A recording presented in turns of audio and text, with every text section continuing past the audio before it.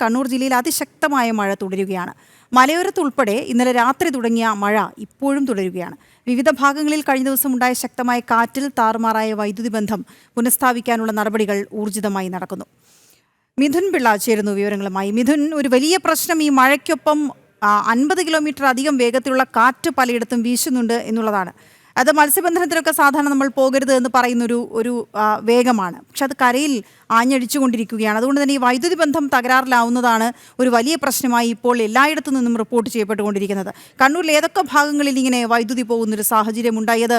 പുനഃസ്ഥാപിക്കാനുള്ള നടപടികൾ എത്രത്തോളം പുരോഗമിക്കാൻ സാധിക്കുന്നുണ്ട്? വീണ, ഞാനിപ്പോൾ നിൽക്കുന്നത് വാരം വലിയന്നൂർ എന്ന് പറയുന്ന സ്ഥലത്താണ്. ഇവിടെ ഇന്നലെ രാത്രി അതിശക്തമായ കാറ്റാണ്. ഇന്ന് രാവിലെയൊക്കെ നല്ല കാറ്റ് വീശിയിരുന്നു. ഈ കാറ്റിലാണ് ഈ ഭാഗത്ത് വ്യാപക നാശനഷ്ടം ഉണ്ടായത്. നമ്മളിപ്പോൾ കാണുന്ന ഒരു അരിയൊക്കെ പൊടിക്കുന്ന ഒരു ചെറിയൊരു ഫ്ലോർ മില്ലാണ്. അവിടെ ഈ ശക്തമായ കാറ്റിൽ വലിയൊരു പ്ലാവ് ഇതിൻ്റെ മുകളിലേക്കാണ് ഒടിഞ്ഞു വീണത്. അത് അതുപോലെ തന്നെ ഒരു വലിയ തെങ്ങും അതിന് മുകളിലേക്ക് പൊട്ടി വീഴുന്നൊരു സാഹചര്യം ഉണ്ടായി.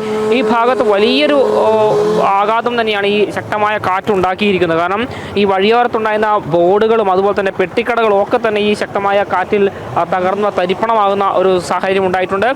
ഇവിടെ ലോട്ടറി വിൽക്കുകയായിരുന്ന ഒരു വ്യക്തിക്ക് ഈ ഒരു കാറ്റിൽ പരിക്ക് പറ്റുകയും ചെയ്തിട്ടുണ്ട്. ഈ ഭാഗത്ത് നിരവധി മരങ്ങളാണ് പൊട്ടി വീണത്. പലയിടത്തും വൈദ്യുതി കമ്പികൾക്ക് മുകളിലേക്കാണ് ഈ ഒരു മരങ്ങളൊക്കെ തന്നെ പൊട്ടി വീണത്. അതുകൊണ്ട് തന്നെ ഈ പ്രദേശത്തെ വൈദ്യുതി ബന്ധമൊക്കെ തന്നെ ഇപ്പോൾ താറുമാറായ ഒരു സാഹചര്യമാണ്. അത് ഇവിടുത്തെ ഈ തടസ്സങ്ങളൊക്കെ തന്നെ നീക്കാനുള്ള പ്രവർത്തികളുമായി ഫയർഫോഴ്സും അതുപോലെ തന്നെ പോലീസും ശക്തമായി തന്നെ മുന്നോട്ട് പോവുകയാണ്. നമുക്കിപ്പോൾ ദൃശ്യങ്ങളിൽ കാണാൻ വേണ്ടി സാധിക്കുന്നത് ഈ ഫയർഫോഴ്സിൻ്റെ ആളുകൾ വന്ന് ഇവിടെ ഈ പൊട്ടി വീണ മരങ്ങൾ മുറിച്ചു മാറ്റുന്ന ഒരു പ്രവൃത്തി നടക്കുന്നതാണ്. കാരണം വലിയൊരു നാശനഷ്ടം തന്നെയാണ് ഈ ശക്തമായ കാറ്റിൽ ഇവിടെ ഉണ്ടായിരിക്കുന്നത്.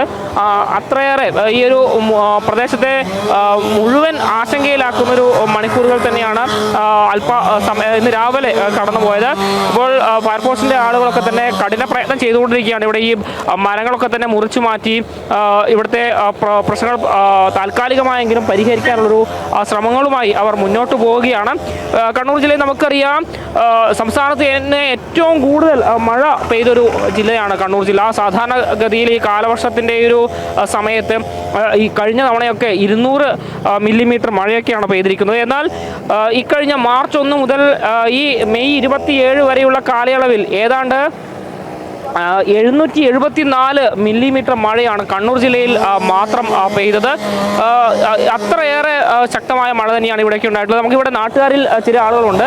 ചേട്ടാ, ഇവിടെ എത്ര മണിക്ക് ഈ കാറ്റ് വീശി എത്രത്തോളം നാശം?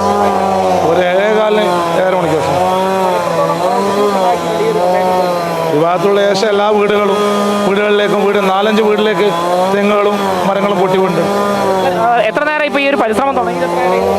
ആ സമയം മുതൽ എല്ലാവരും തുടങ്ങിയതാണ്. നമ്മളൊക്കെ വാർഡ് കൗൺസിലറും എല്ലാവരും കൂടി. ഈ മേഖലയിൽ വീടുകൾ തകർന്നില്ല. ഒരു വീടിന് ചെറിയൊരു പരിക്കുണ്ട്, ബാക്കിയുള്ളൊന്നും പറയുന്നില്ല.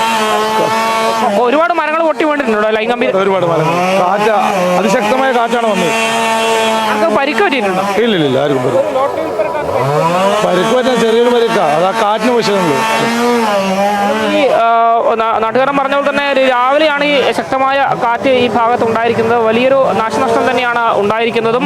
ഏതായാലും ഇപ്പോൾ ഈ പ്രശ്നങ്ങൾ ഈ ഒരു KSEB അധികൃതരെ സംബന്ധിച്ച് വലിയൊരു തലവേദന ഉണ്ടാക്കുന്നൊരു സമയം തന്നെയാണ് ഇപ്പോൾ കടന്നു പോകുന്നത്. നമ്മളിപ്പം ഉദ്യോഗസ്ഥൻ കൂടി KSEB ആയിട്ട് ബന്ധപ്പെട്ട് 1000 ഏകദേശം 37,000 കൺസ്യൂമറുള്ള ഈ സെക്ഷനിൽ ഒരു 75% പോലും സപ്ലൈ നമുക്ക് കൊടുക്കാൻ സാധിച്ചിട്ടില്ല. ഏകദേശം 122ഓളം പോസ്റ്റുകൾ ഇവിടെ ഓൾറെഡി തകർന്നു കഴിഞ്ഞു. കമ്പി പൊട്ടിയത് വെച്ച് നോക്കിക്കഴിഞ്ഞാൽ ഏകദേശം ഒരു 125 സ്ഥലത്ത് കമ്പി പൊട്ടി. അപ്പം ഏകദേശം എനിക്ക് തോന്നുന്നൊരു 75% നമ്മളിപ്പോൾ ഈ ഒരു സെക്ഷൻ ഓഫീസ് ഇരുട്ടിലാണ്. അപ്പോൾ ജീവനക്കാരെല്ലാം അക്ഷീണം പ്രയത്നിച്ചുകൊണ്ടിരിക്കുകയാണ്. 25 സ്റ്റാഫുള്ള ഞങ്ങളുടെ ഓഫീസിൽ എല്ലാ ജീവനക്കാരും തുടർച്ചയായിട്ട് ജോലി ചെയ്ത് 6 ദിവസമായിട്ട് രാത്രിയെന്നില്ല പകലെന്നില്ലാതെ നിർബാധം ജോലി ചെയ്തുകൊണ്ടിരിക്കുകയാണ്. നാട്ടുകാരുടെ ഭാഗത്തു നിന്നൊക്കെ നല്ല സഹകരണമുണ്ട്. പക്ഷേ ഇതുപോലുള്ള കലാമിറ്റിയിൽ നമുക്കിപ്പോൾ ഇനി 11 kV ഫീഡർ എടുക്കണം. ഈ 11 kV ഫീഡർ എടുക്കാമെന്ന നിസ്സാര കാര്യമല്ല. 137 കിലോമീറ്ററാണ് ഈ ഫീഡർ കിടക്കുന്നത്. ഈ ഫീഡറിൽ 62 മരം ഇന്ന് രാത്രി വീണിട്ടുണ്ട്. ഇതെല്ലാം എടുക്കുക എന്ന് പറഞ്ഞാൽ ഒരു അസംഭവ്യമായ കാര്യമാണ്. പക്ഷേ നാട്ടുകാരുടെ സഹകരണത്തോടെ എല്ലാം ചെയ്യാൻ ശ്രമിക്കുന്നുണ്ട്. 100% റിക്കവറി ചെയ്യും. 1, 2, 3 ദിവസത്തിനുള്ളിൽ എല്ലാവർക്കും സപ്ലൈ എത്തും. അവരുടെ ജനങ്ങൾ കൂടുതലായിട്ട് നമ്മളോട് സഹകരിക്കുന്ന ഒരു മനസ്ഥിതിയിലേക്ക് കാര്യങ്ങൾ വരണമെന്നാണ് ഈ ഒരു അവസരത്തിൽ KSEB എന്നുള്ള നിലയ്ക്ക് പറയാനുള്ളത്. കൃത്യമാണ്. അവരുടെ വാക്കുകളിൽ തന്നെ എത്രത്തോളം ഭീതിതമാണ് സാഹചര്യം എന്നുള്ളത് വ്യക്തമാണ് വീണ. കാരണം ഇതിൽ ഏറ്റവും കൂടുതൽ ഈ ഒരു ശക്തമായ കാറ്റും മഴയും ഒക്കെ തന്നെ ബാധിച്ചിരിക്കുന്നത് KSEB തന്നെയാണ്. കാരണം അത്രയേറെ പോസ്റ്റുകളും വൈദ്യുതി ലൈനുകളും ഒക്കെ തന്നെയാണ് ഈ പ്രദേശത്ത് പൊട്ടിയിരിക്കുന്നത്. കാരണം സാധാരണഗതിയിൽ ഈ മഴക്കാലത്തൊക്കെ ഏറ്റവും കൂടുതൽ ബുദ്ധിമുട്ടുണ്ടാകുന്നത് KSEBക്ക് തന്നെയാണ്. കാരണം പോസ്റ്റുകളും ഒക്കെ പൊട്ടി വീണ് വൈദ്യുതി ബന്ധം താറുമാറാകുന്ന ഒരു സാഹചര്യം നമുക്ക് ആ ദൃശ്യങ്ങളിൽ കാണാൻ സാധിക്കും. വലിയൊരു മരമാണ് അവിടെ ഈ ശക്തമായ കാറ്റിൽ തകർന്നു വീണിരിക്കുന്നത്. അത് മുറിച്ചു മാറ്റാനുള്ള ഒരു ശ്രമം ഇപ്പോൾ നടന്നുകൊണ്ടിരിക്കുകയാണ്.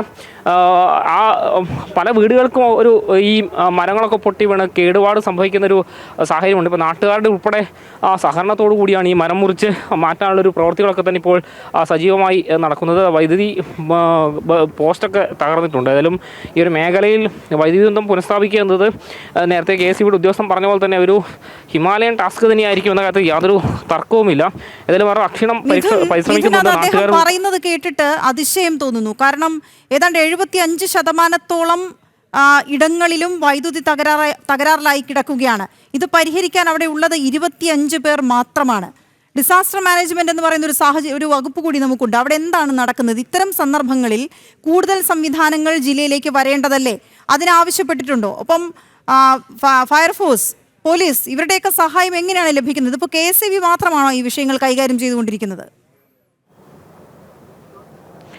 വീണ, ഇവിടെ ഇപ്പോൾ ഫയർഫോഴ്സും അതുപോലെ തന്നെ പോലീസ്, നാട്ടുകാർ, KSEB ഉദ്യോഗസ്ഥർ ഇങ്ങനെ 4 പേരും സംയുക്തമായി ചേർന്നുകൊണ്ടാണ് ഈ ഒരു തടസ്സങ്ങളൊക്കെ നീക്കുന്ന പ്രവൃത്തിയുമായി മുന്നോട്ട് പോകുന്നത്. നമുക്ക് ദൃശ്യങ്ങളിൽ കാണാം, വലിയ വൈദ്യുതി ലൈനാണ് പൂർണ്ണമായും പൊട്ടി തകർന്ന് കിടക്കുന്നത്. ഇത്രയും വലിയൊരു മരം വീണ സ്വാഭാവികമായും ഒരു പോസ്റ്റ് ആയിരിക്കില്ല, അതുമായി ബന്ധപ്പെട്ട് കിടക്കുന്ന നിരവധി പോസ്റ്റുകൾ തകരാനൊരു സാധ്യതയും മുന്നിലുണ്ട്.